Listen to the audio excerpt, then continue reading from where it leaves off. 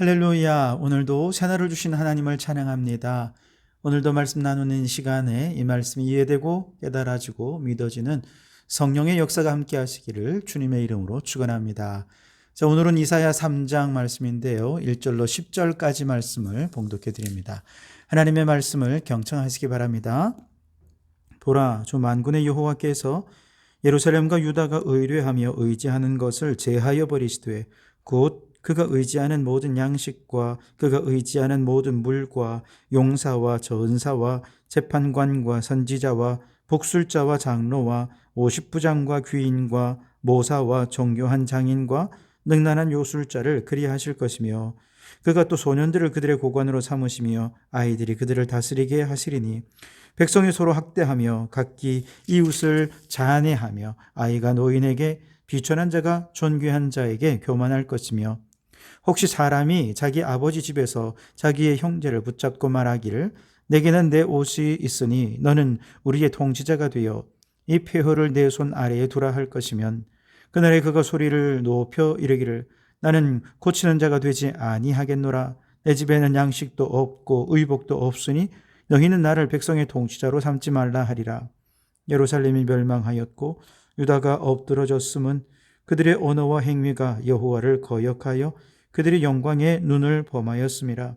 그들의 안색이 불리하게 증거하며 그들의 죄를 말해주고 숨기지 못함이 소돔과 같으니 그들의 영혼에 화가 있을진저 그들이 재앙을 자취하였도다.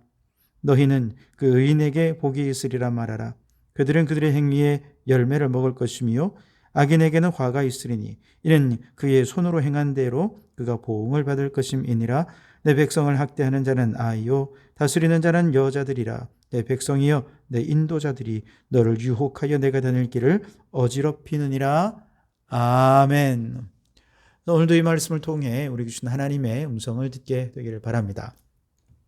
자, 앞서 2장 마지막 절에서 하나님께서는 인생을 의지하지 말아라 라고 말씀하셨죠.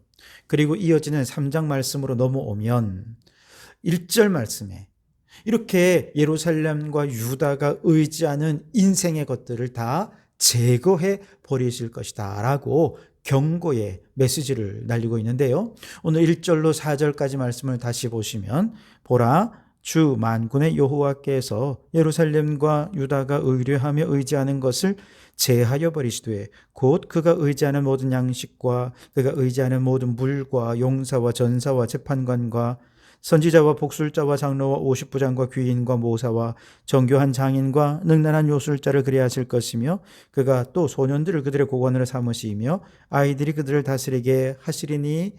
아멘.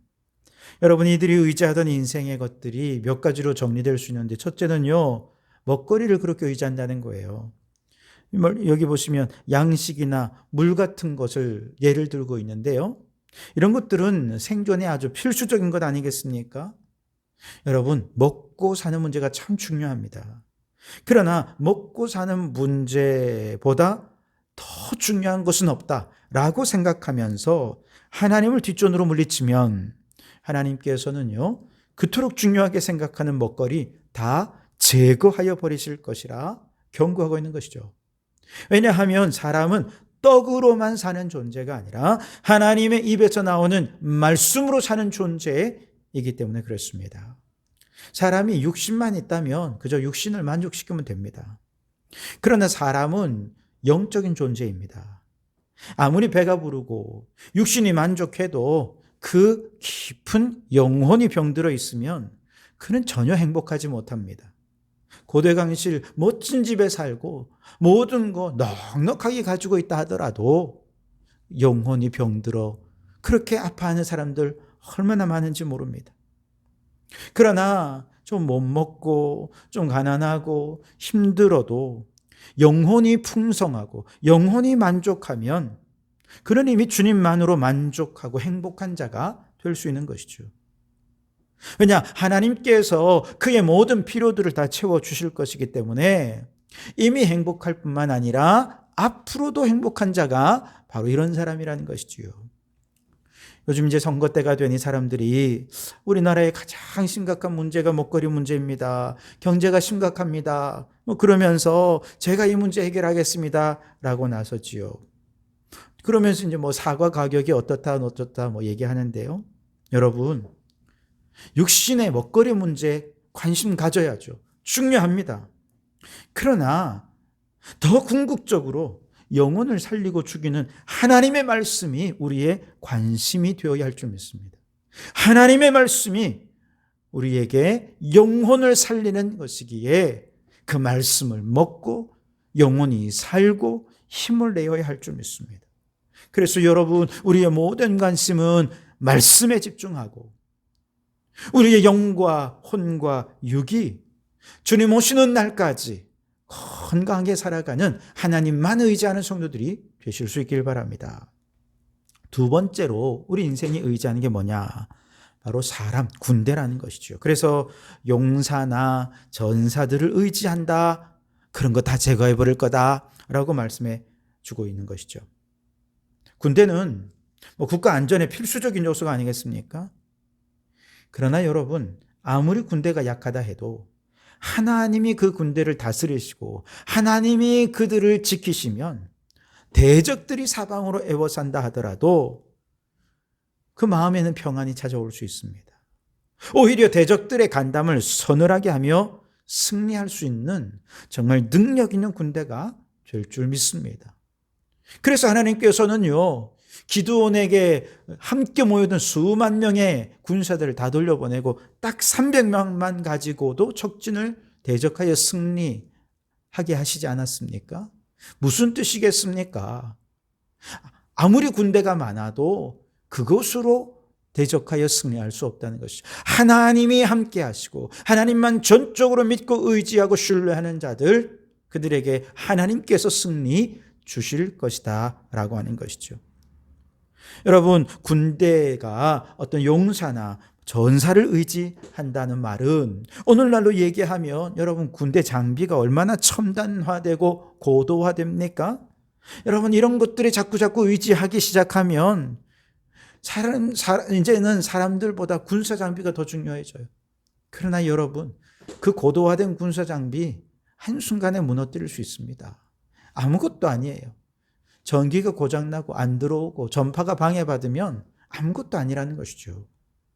군사들의 마음이 더 중요하다는 거예요. 아무리 좋은 첨단의 장비 갖고 있어도 그 마음이 두려움에 가득 차 있고 승리에 대한 확신이 없으면 아무 소용이 없는 것 아니겠습니까? 그런데 하나님이 그들과 함께 하시면 하나님이 반드시 우리에게 승리 주실 것이라고 하는 믿음을 가지고 있는 군사들이 그 첨단 무기와 함께 싸우면 그들은 얼마든지 승리할 수 있는 것이죠. 하나님이 승리 주실 것입니다. 그러니 여러분, 안보를 위해서, 국가의 안전을 위해서 군대를 의지할 것이 아니라 하나님을 의지하는 성도들이 되실 수 있길 바랍니다. 셋째로, 사람들이 의지하는 것은 사회의 지도자들이라는 거예요. 3절에 보면 50부장, 귀인, 모사, 우리가 이런 사람들을 의지한다는 것입니다. 뿐만 아니라 그 다음에 우리가 의지하는 것은 또 기술을 의지합니다. 3절에 정교한 장인들을 의지한다는 거예요. 여러분, 오늘날에도 발달한 과학기술 문명이 요즘 AI와 접목이 되면서 정말 우리의 일상생활에 로봇이 상용화되고 있고요. 앞으로는 이 인공지능의 딥러닝으로 스스로 학습을 해서 인간보다 더 똑똑해지고 점점 진화하고 있대요. 그래서 이제 곧 로봇이 인간을 지배하는 시대가 올지도 모른다. 상상 속의 얘기가 아니라 현실이 될 가능성을 생각하면서 두려움에 떨고 있는 사람들이 있습니다. 이처럼 사람들은 먹거리, 군사력, 사회의 지도자들이나 과학기술의 힘을 믿고 의지하죠. 물론 이 모든 것들은 다 우리에게 필요한 것들입니다만, 그러나 그것을 의지하느라 하나님을 잊어버린다면 하나님께서는 반드시 그것들을 다 제거해 버리시고 하나님 되심을 드러나게 해 주실 것입니다.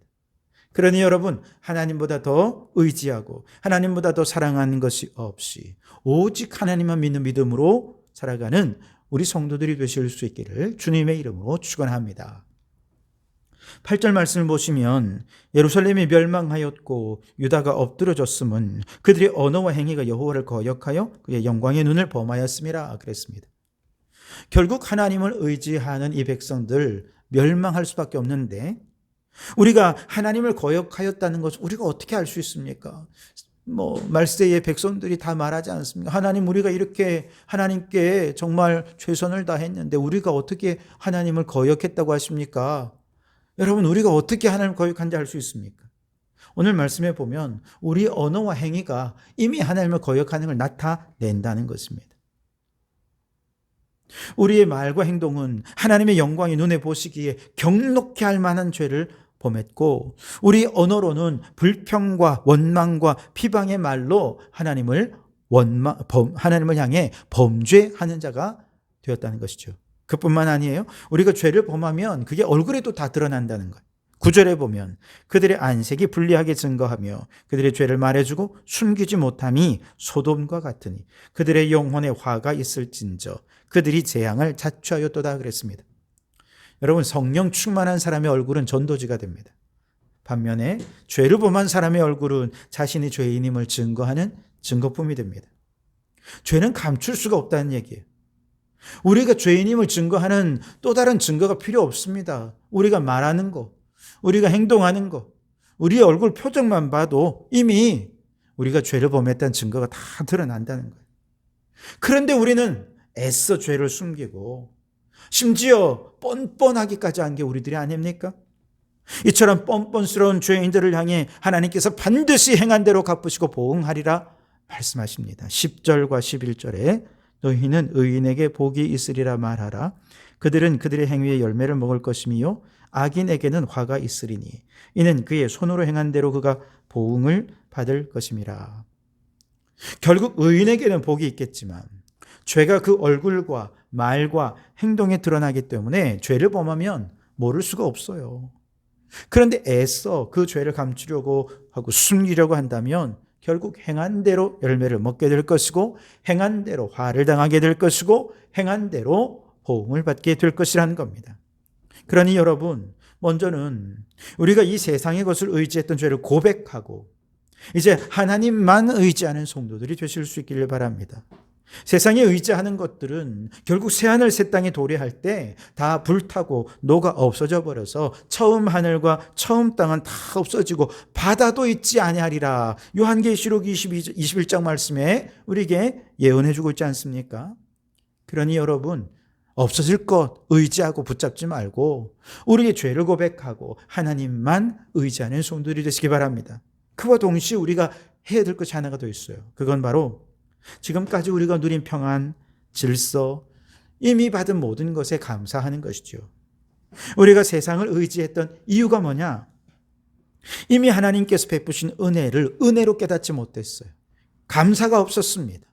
그저 원망하고 불평하기만 했었고 없는 것, 안 되는 것만 바라보면서 하나님께 따지기만 했었죠. 그런데 이제 죄를 회개하고 하나님을 의지하고 믿음의 눈으로 다시 바라보니 그 전에 불평스럽던 것들이 다 은혜로 보입니다. 그 전에 원망스럽던 것들이 이제는 믿음의 눈으로 보니 다 감사할 것들밖에 없어요. 모든 것이 다 하나님 주신 선물이었음을 고백하지 않을 수 없는 것이죠. 이스라엘이나 유다가 모두 다 하나님의 은혜를 몰랐고 감사할 줄 몰랐기 때문에 멸망할 수밖에 없었습니다. 그러니 여러분, 이제 우리 믿음의 눈을 열기 바랍니다. 이미 우리가 현재 누리고 있는 평안과 질서와 이미 받은 모든 선물을 은혜를 은혜로 알고 감사하며 찬송하는 성도들이 되시기를 바랍니다. 무엇보다 하나님의 심판을 두려워할 줄 마음도 있어야 되겠습니다. 하나님은 반드시 행한 대로 보응하십니다. 그 열매를 먹게 하실 것입니다. 우리는 사실 너무 뻔뻔하죠. 우리가 하나님 앞에 어떤 일을 행했는지는 전혀 생각하지 않고 하나님이 내게 들어주시지 않는 몇 가지만 보면서 원망하고 불평하잖아요.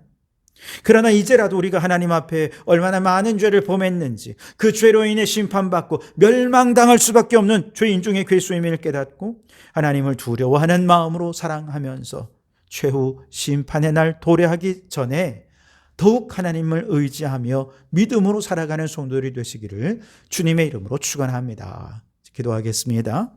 하나님, 우리가 의지하던 세상의 것들을 다 제거하여 주시고 하나님만 의지하는 저희들 되게 해 주십시오. 우리의 죄는 말과 행동 속에, 우리의 표정 속에 다 드러나게 되어 있습니다. 그런데도 뻔뻔하게 죄를 감추려했던 우리를 용서하시고 모든 죄를 회개하고 이미 베푸신 은혜에 감사 찬송하며 살게 해 주옵소서. 이제 곧 주님의 심판날이 도래하게 될 텐데 그 전에 온전한 믿음으로 살아가는 저희들이 되게 해 주시옵소서. 예수님 이름으로 기도하옵나이다. 아멘.